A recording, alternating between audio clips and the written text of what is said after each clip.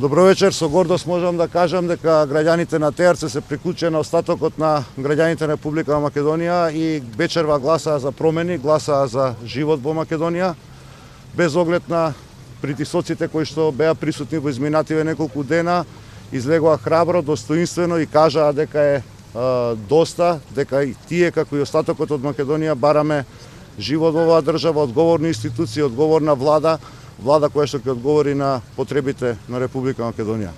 Од овде од ТРЦ ќе ја послушаме пораката која што испратија теарчани, таа е иста како што испратија остатокот од граѓаните од Република Македонија, а тоа е дека ќе има во Република Македонија одговорна влада, влада која што ќе ги воведе демократските промени во државата, во Македонија ќе има влада одговорна, институции кои што ќе одговараат на потребите на граѓаните.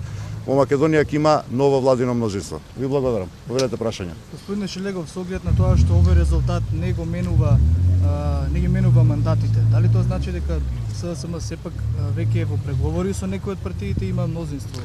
Кажав уште на почеток на ова мини кампања од 3 дена дека гласањето овде е повеќе символично и не влијае во политичка смисла на зборот на тоа кој ќе состави владата. Владата ќе предводи Социјалдемократска целесна Македонија. Дали имате веќе преговори со некои партии?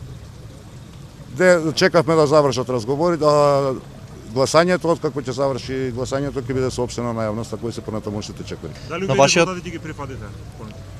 Она што знам тоа е дека ова е последен пат со криминално подземни методи да се извитоперува волјата на граѓаните при гласањето. Тоа е нешто што се случуваше во ТРЦ во изминатите денови. Но вашиот политички противник веќе прогласи победа пред 20 на минути.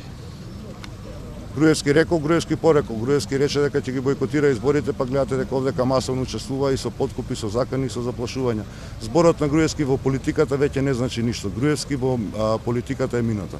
Како ги сватите заканите за некоја политичка криза, за бойкот на институција од страна на поранешниот премиер Груевски? Па мислам дека има желба да бойкотира работата на правосудните органи, бидејќи тоа е единствената негова желба и единствениот сушност негов реален страв.